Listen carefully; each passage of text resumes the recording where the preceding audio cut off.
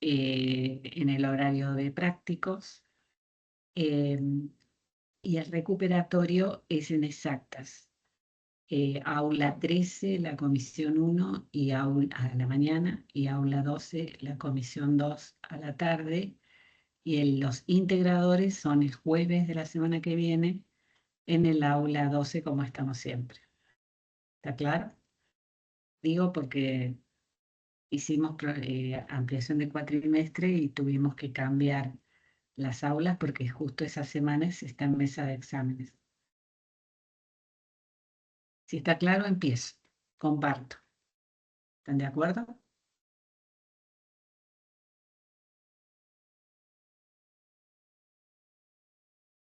Eh,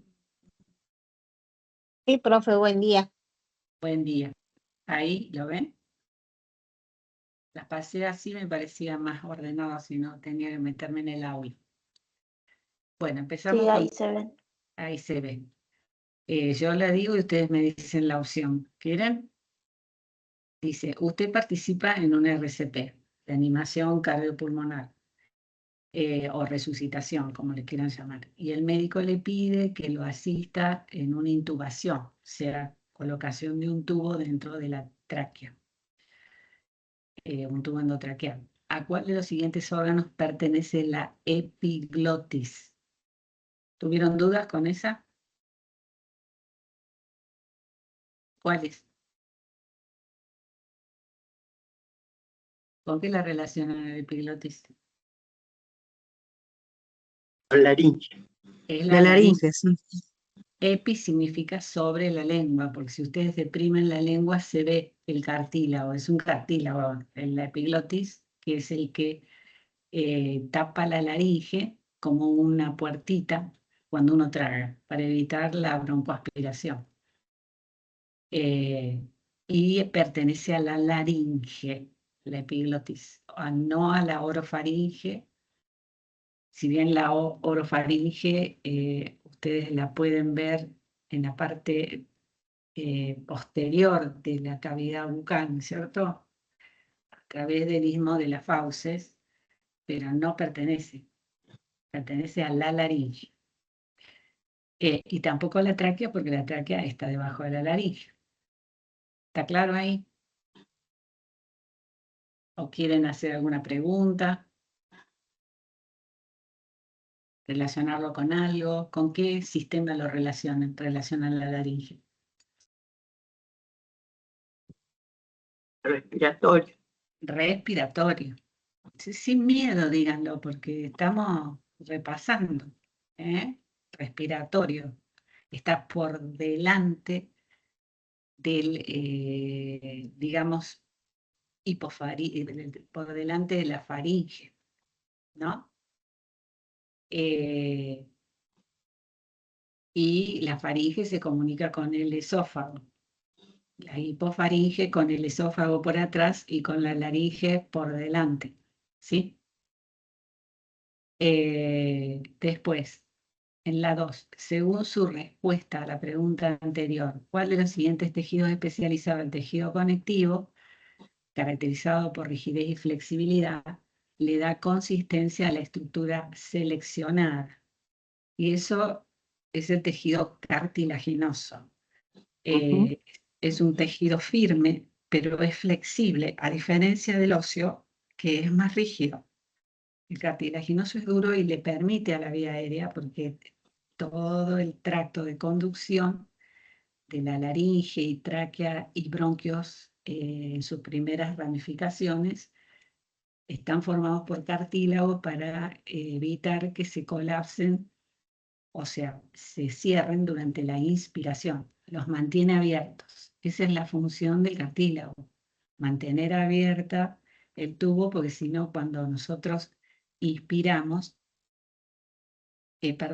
sacamos el aire, expiramos, se colapsaría, porque tiene secreciones y eso ejerce tensión superficial y se pegan las paredes. Acá se mantienen dilatados, de esa manera el aire entra y sale sin que yo realice un gran esfuerzo para entrar y salir.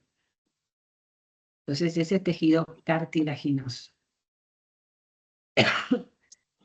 Después dice, en la 3, usted recibe en la guardia a una mamá que le manifiesta que su hija de 3 años está con un nuevo episodio de broncoespasmo. Eso es medio de sentido común, se habla cuando se cierra la vía aérea, en especial los bronquios.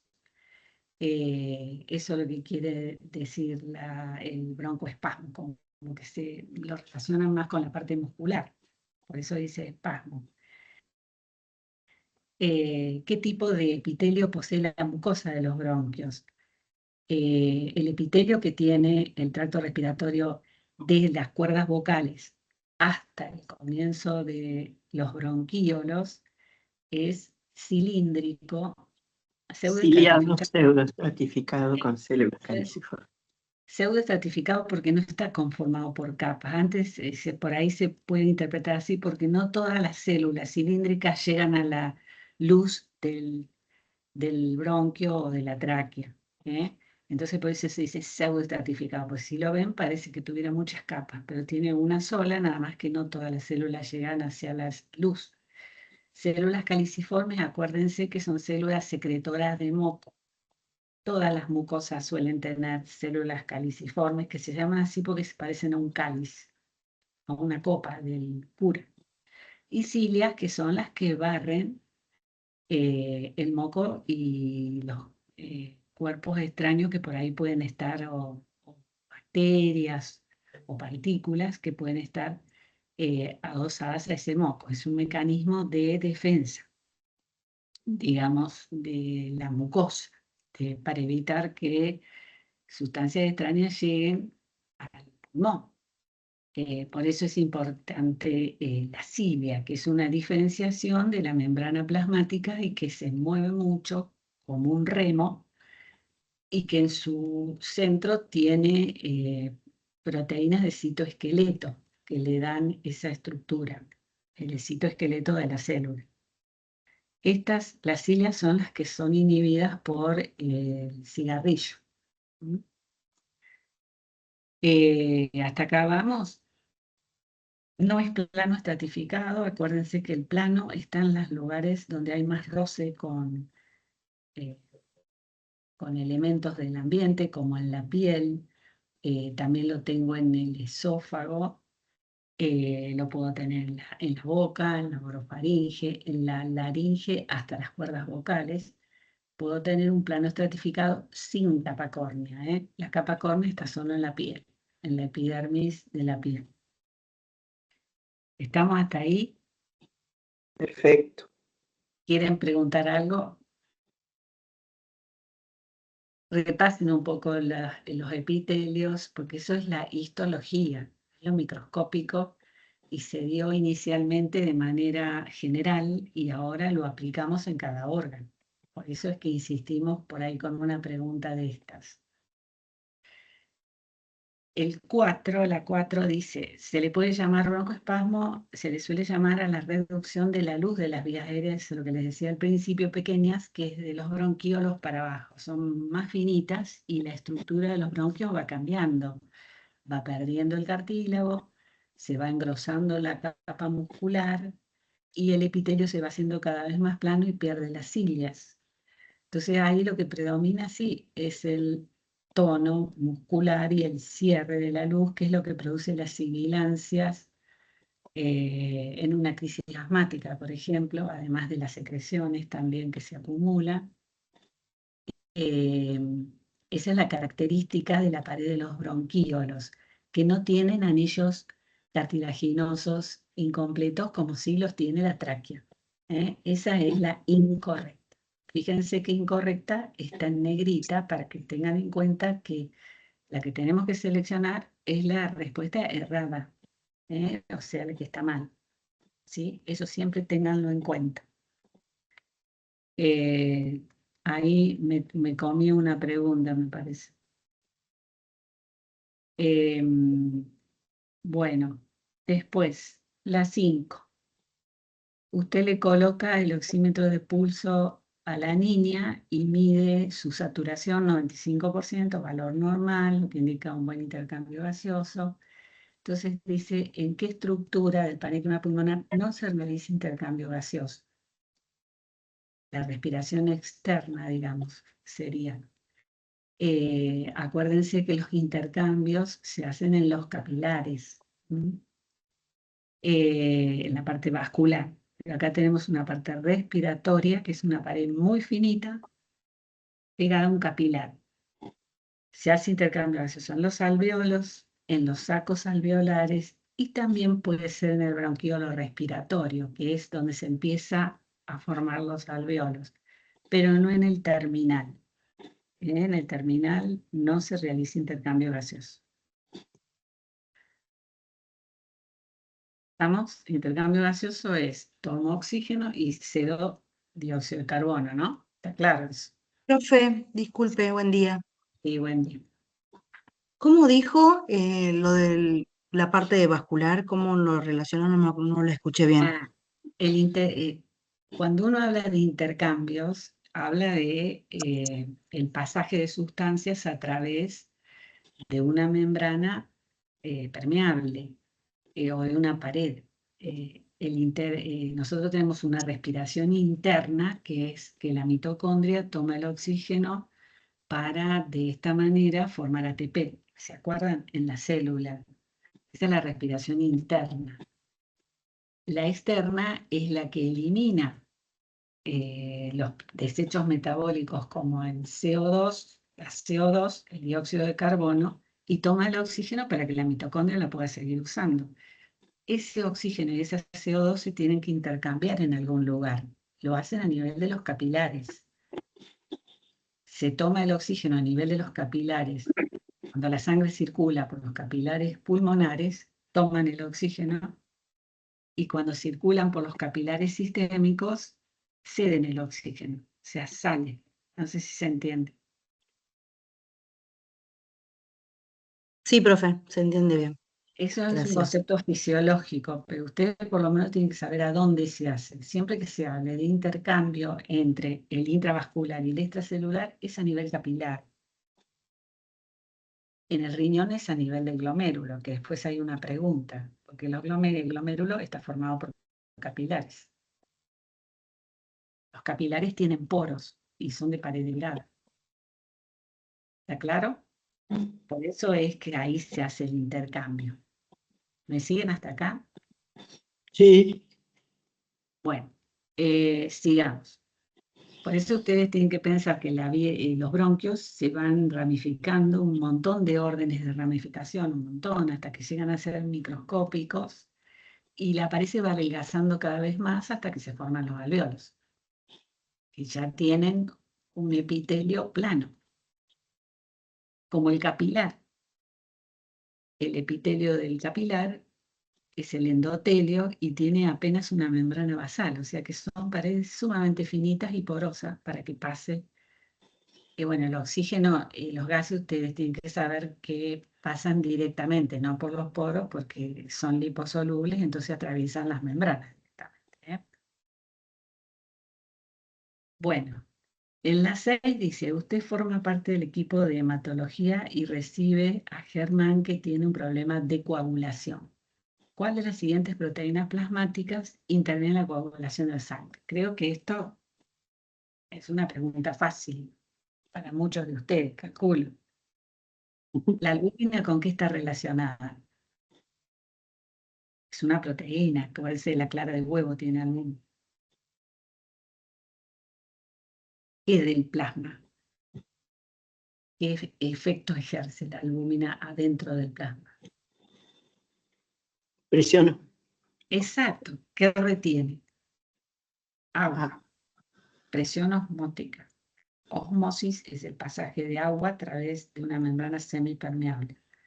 Acá, gracias a la albúmina, el agua no está en el intersticial, está en una determinada cantidad de agua adentro del vaso sanguíneo. Por ende, si yo pierdo albúmina, por ejemplo en los riñones, no voy a tener presión suficiente y el agua va a estar en el intersticio. Entonces, ¿la persona qué va a tener? edema. Edema. Ese es el signo. El edema es el aumento del líquido intersticial que está entre las células. a expensas muchas veces del intravascular o de la célula. Bueno, ¿está claro? Bueno, ¿cuál es la proteína acá?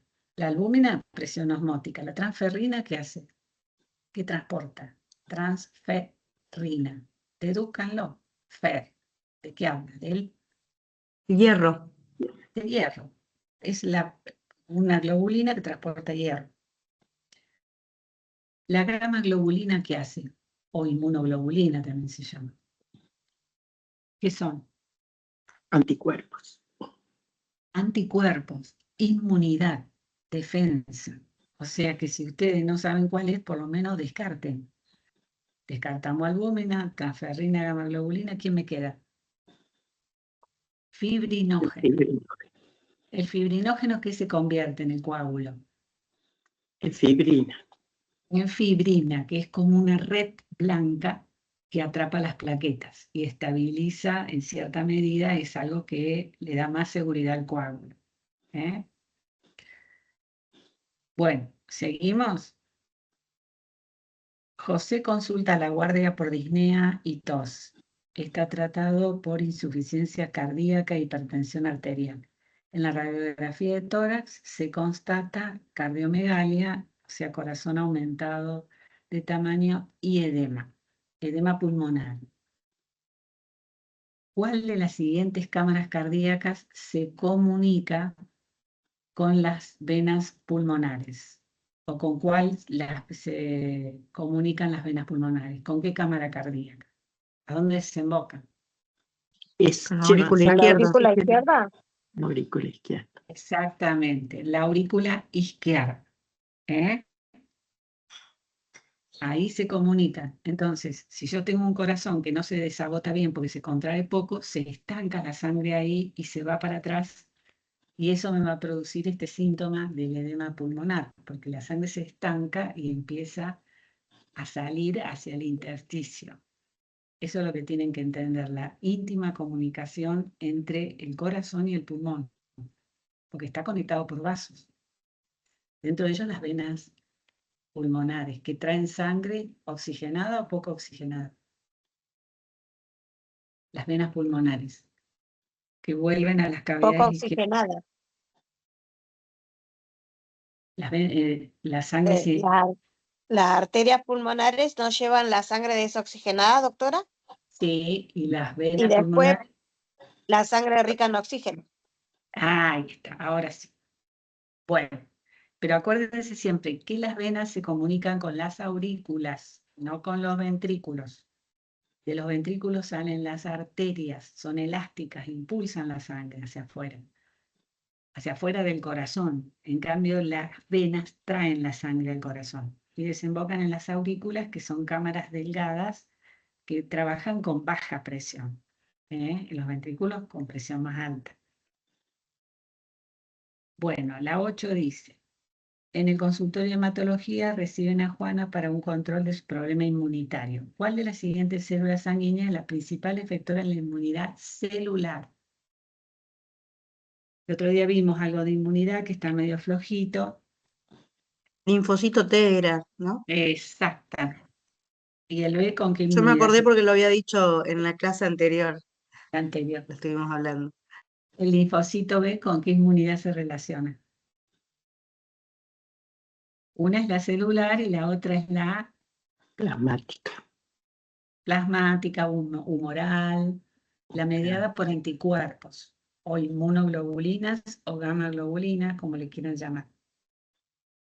El linfocito T se relaciona más con el timo, que es el que vieron que ahora hay una nena que le quieren hacer un trasplante de timo, que tiene un síndrome esa nena, que tiene un problema cardíaco también, malformación genética, cromosómica más que genética. Y es porque el timo interviene eliminando todos los linfocitos que nos atacan, los linfocitos T que no nos reconocen nuestros antígenos celulares. Entonces, cuando no está funcionando el timo, vamos a tener problemas autoinmunitarios. Por eso es que le tienen que hacer el trasplante a esa nena.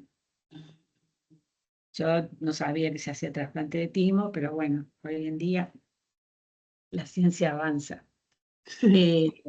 Las Ahí plaquetas, cuando usted habla de que el cuerpo no reconoce o el sistema linfático no reconoce, es cuando hablamos de de los linfocitos de a ver cómo me explicaría, de la innata y adaptativa, profe. exactamente, exactamente.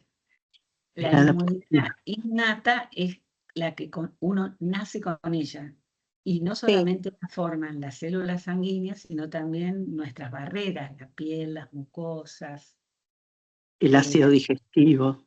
la secreción ácida gástrica, las secreciones de la piel que tiene pH alcalino, que tienen, incluso secretan hasta antibióticos las células. Esa es la innata, que también tiene células, tiene macrófagos, que es el monocito que sale de la sangre y se transforma en macrófago. Acuérdense que el monocito no es funcional adentro de los vasos. Se transforma en macrófago cuando sale de los vasos. ¿Y los macrófagos qué hacían? Sobre todo, por eso se llaman fagos. Fagocitan. Fagocitos. Fagocitosis, comen. Agarran la bacteria, la célula infectada por virus, bueno, las células muertas, y la comen y la van digiriendo. La transforman en partículas más chicas, a veces la destruyen directamente, otras veces se la presentan a otra célula efectora, por ejemplo un linfocito para que termine la destrucción. Bueno, pero eso es fisiología. Sí tenemos que saber qué tipo de función tiene la célula sanguínea. El monocito se transforma en macrófago cuando sale del vaso. Y se ubica generalmente en la piel o en las mucosas, en tejido, la parte conectiva, en la dermis, en la lámina propia, en los tejidos linfáticos asociados a mucosas, como las amígdalas. Entonces, ¿dónde andábamos? Ya me perdí. Linfocito. Eso es el macrófago. La otra célula que les pone acá el linfocito B es entonces con la inmunidad humoral o por anticuerpos. Las plaquetas, ¿con qué se relacionaban? Que lo dijimos recién. La coagulación. Con la coagulación. Y después tenemos la célula plasmática. ¿De dónde viene la célula plasmática? Hay otra célula que se transforma en célula plasmática que está escrita acá como opción. ¿Cuál es? El linfocito B se transforma en célula plasmática que sintetiza los anticuerpos. O sea que no está en la inmunidad celular, está en la humoral. Si bien las dos inmunidades actúan juntas siempre, una potencia a la otra incluso. Sobre todo la T, hay un tipo de linfocito T que potencia las dos inmunidades. Que es el T helper, acuérdense, o T cooperador. Los linfocitos T hay distintos tipos. Está el citotóxico, que es el que destruye la célula infectada por virus, la célula cancerosa, una célula que no reconoce porque en ese momento no la reconoce. Ese es el citotóxico o killer. Hay uno que está en la inmunidad innata, que es el natural killer. Ese está en la inmunidad innata, pero hay otro que se forma en forma adquirida. Y después tengo el helper, que es el que estimula a los linfocitos T y a los linfocitos B. El helper tiene muchísimas funciones y secreta muchas interleuquinas, que son como especies de hormonas que secretan eh, los linfocitos, las células endoteliales, incluso los macrófagos. O sea, la inmunidad es algo complejo. Pero igual nosotros vamos a hacer preguntas muy generales de inmunidad porque tiene mucho de fisiología. Pero esto sí lo tienen que saber, más o menos cada célula qué rol cumple, ¿no? En general, de la sangre. Las plaquetas sabemos que no son células, son fragmentos de células, ¿eh? No me he preguntado nada del glóbulo rojo acá. Acuérdense que el eritrocito no tiene núcleo, solo lo que tiene es hemoglobina para transportar el oxígeno, que el oxígeno se une al hierro de la hemoglobina. Su formación es estimulada por la eritropoyetina, que la secreta el riñón. La forma inmadura que suele circular por lo general es el reticulocito, que luego se transforma en eritrocito, que el reticulocito todavía tiene restos de Material nuclear. ribosomas, o tiene, claro, o tiene retículo endoplasmático, o sea que es una forma más inmadura de glóbulo, no es un glóbulo rojo maduro. Y que se forman a partir de las células madre que están ¿en qué órgano? Se forman los elementos sanguíneos que decíamos el otro día. Médula ósea. En la médula ósea, que en el adulto se encuentra sobre todo en el hueso esponjoso de los huesos planos o en las epífisis de los huesos del hombro y de la cadera. En el esternón, por ejemplo, es un sitio ideal para tener médula ósea, para acceder a la médula ósea.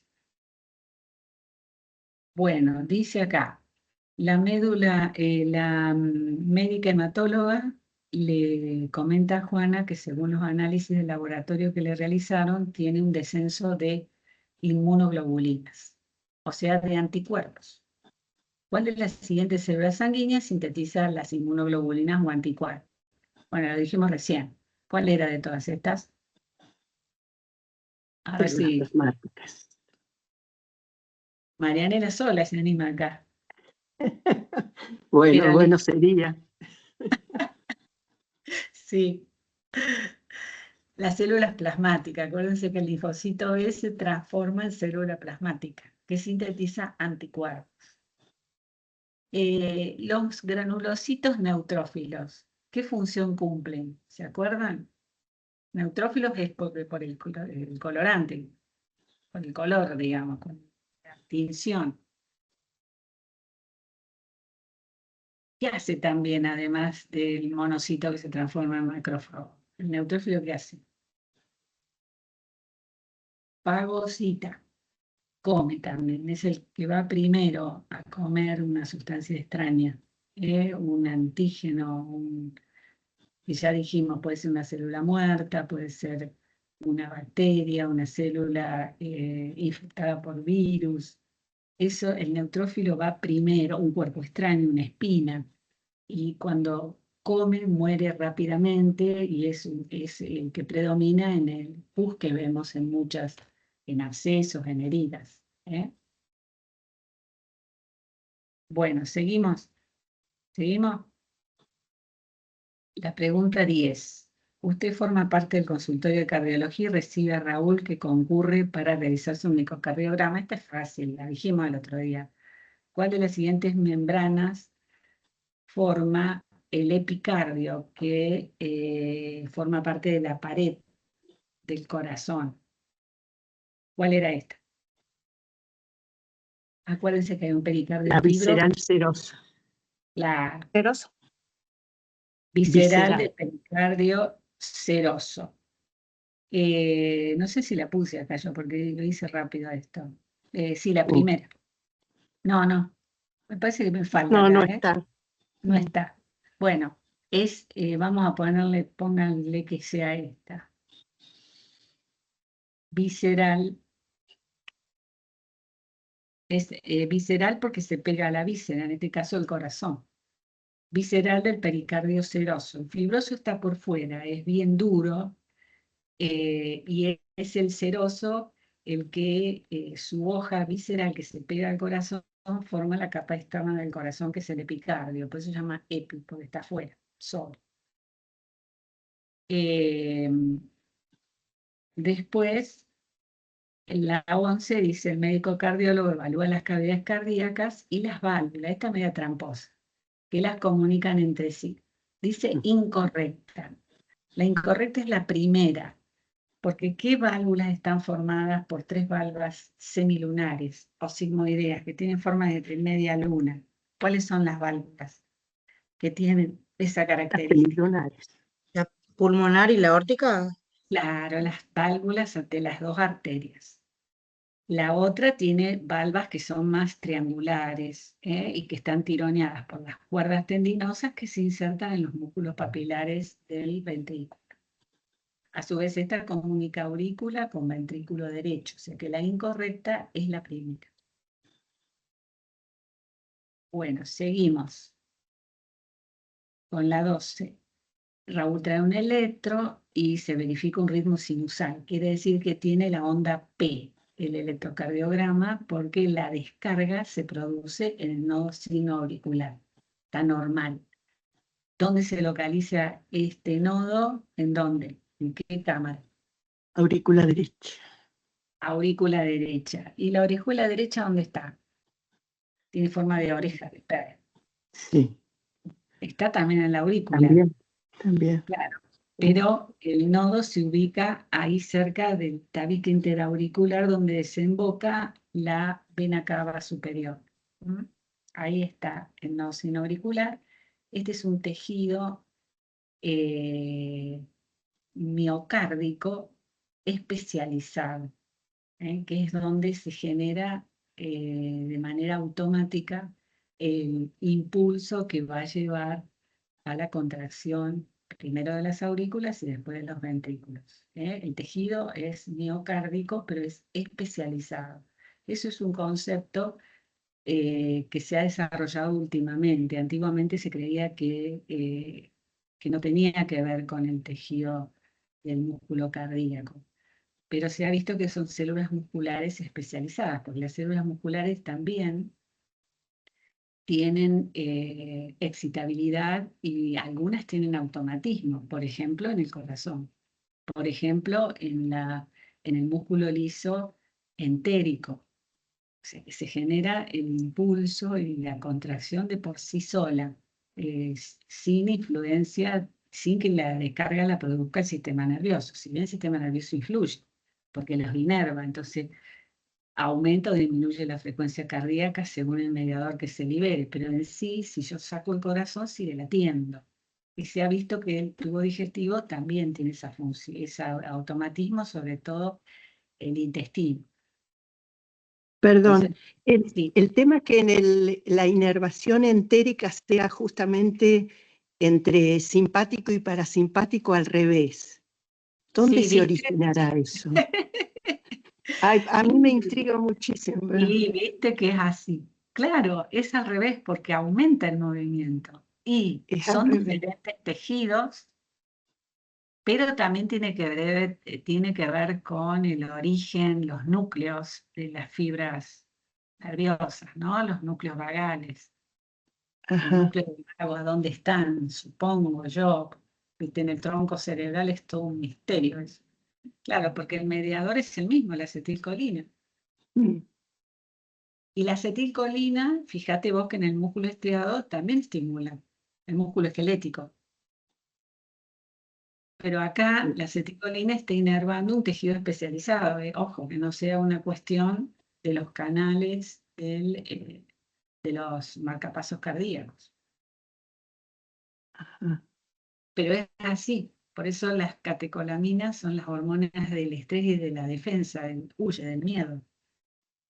La persona aumenta la frecuencia cardíaca y sale corriendo.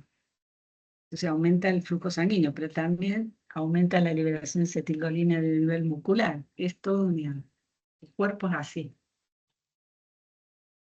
Bien complejo. bien complejo. Sí. Bueno, la 13. José ingresa a la sala por insuficiencia cardíaca. Usted le pregunta sobre la eliminación de orina. Esa es una pregunta que siempre se le hace al paciente cuando viene con algún problema en el shock, por ejemplo, se averigua cuándo orinó, porque también me está señalando cómo está el corazón en cuanto a la filtración de la sangre. El corazón es el que mantiene el flujo sanguíneo en cada órgano, ¿no? El volumen minuto del corazón. Y él le comenta que nota que ha orinado menos y que tiene muy hinchados los pies, o sea que está reteniendo líquido.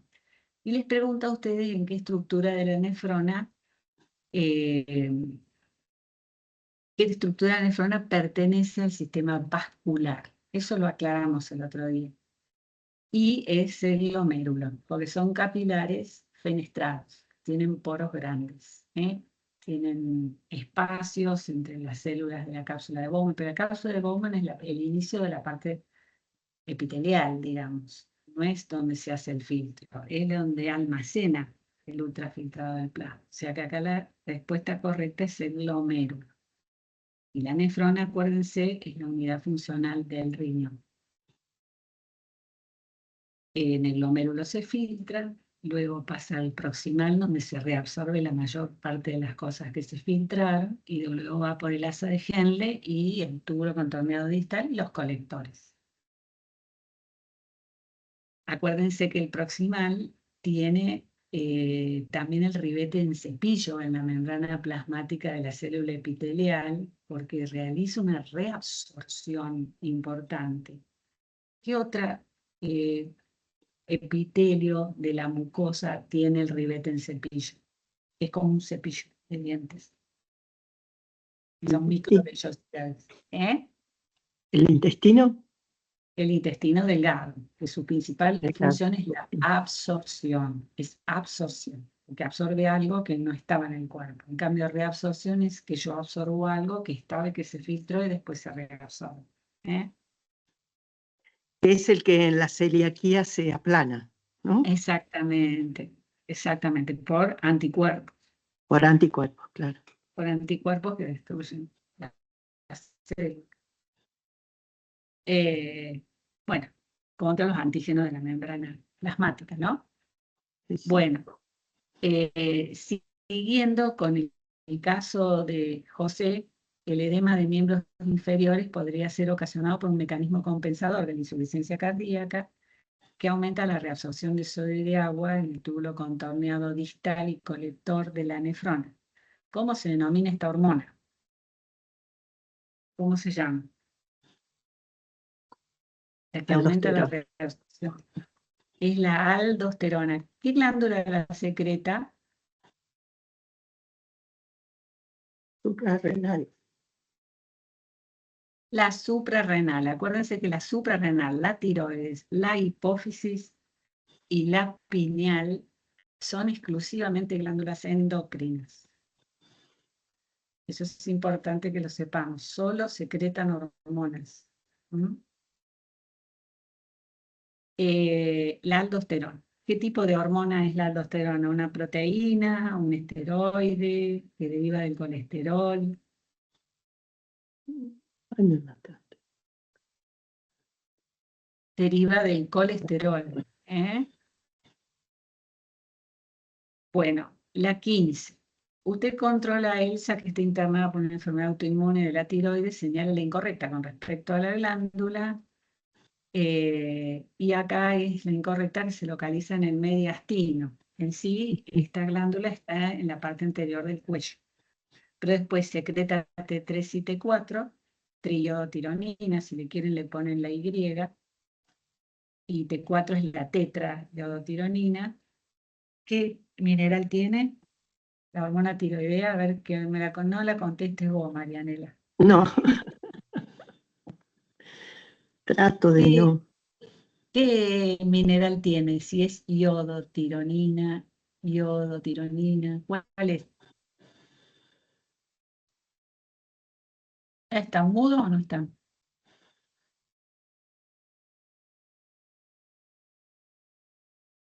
Y el yodo. Claro, Exacto. exactamente. ¿Sabés a dónde está? ¿Qué personas no tienen yodo en el agua? ¿Las que viven dónde? Eso ahora no se sabe porque ya se naturalizó tanto. Pero ustedes saben a dónde están antes les llamábamos potos, que tenían unas glándulas, unos pocios enormes. En la montaña, lejos del mar, porque el mar es el que tiene el yodo. Entonces, como se veía tanto déficit de yodo, que acá también hay déficit de yodo, se empezó a iodar la sal, que es algo que consume todo el mundo, y en demasía incluso, para digamos, proveer a aquellos que no tienen yodo en el agua, el yodo que es tan importante, la hormona tiroidea, para todo lo metabólico, y especialmente en los niños, para el metabolismo, el crecimiento celular. Es una hormona importantísima. En su momento fue la causa más frecuente de retraso mental en la infancia, cuando no se pesquisaba al nacer. Ahora se pesquisa no la hormona tiroidea, sino la TSH, tirotrofina, que ¿quién la secreta la tirotrofina? A ver qué glándula, que es una glándula endocrina exclusiva, que les dije recién. Tirotrofina, todas las trofinas las secreta esa glándula importantísima, que está en el sistema nervioso, o abajo. A ver, alguien que tire, que no sea Marianela, por favor. ¿Qué glándula es? Tiren uno. La, Yo la dije que hipófisis. había, claro, Perfecto. la hipófisis. Todas las trofinas, adenocorticotrofina, tirotrofina, somatotrofina, que ahora se la llama hormona de crecimiento, son secretadas. Las gonadotrofinas, que estimulan el ovario y el testículo, son secretadas por la hipófisis, el lóbulo anterior de la hipófisis. Bueno, acá, bueno, ya dijimos la incorrecta, ¿no es cierto? La tiroides es una de las glándulas que almacena su producto secretor en su interior, o sea que tiene una reserva, y en una proteína que se llama tiroglobulina. La 16, usted controla a Pablo internado en terapia intensiva por una pancreatitis, inflamación del páncreas, señala respuesta incorrecta con respecto a la estructura del páncreas, y acá vamos por descarte. ¿Es retroperitoneal o no? Sí. Es. ¿Es exclusivamente glándula exócrina? No. A ver, glándula exócrina, ¿de qué sistema es? Exócrina es que vuelca su secreción en un conducto que va hacia una cavidad que comunica con el exterior. ¿De qué sistema es el páncreas? ¿A qué aparato pertenece? Digestivo. ¿Sistema endocrino? El páncreas endocrino, sí. ¿Qué hormona secreta? ¿Con qué lo relaciona usted? ¿Con qué enfermedad prevalente? Con la diabetes. La diabetes. ¿Qué le falta al diabético o qué no responde? ¿Qué hormona? ¿Qué se inyecta? Sobre todo el La tipo insulina. 1. Claro, Es, la insulina la secreta el páncreas y secreta la contrarreguladora, que es el glucagón también. Entonces, es glándula endocrina por un lado. ¿Y es exócrina también? ¿El páncreas? ujú, ¿En qué aparato?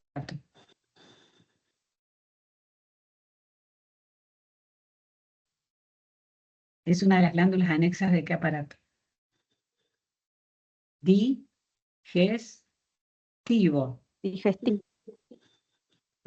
Digestivo. Entonces es una glándula mixta, no es endocrina sola.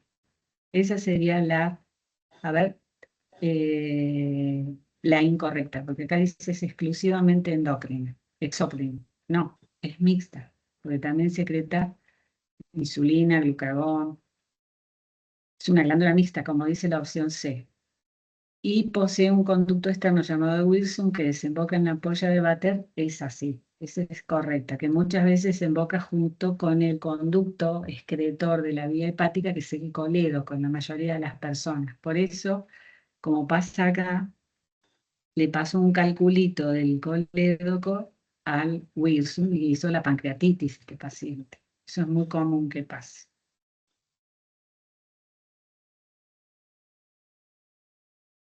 ¿Dónde desemboca este conducto?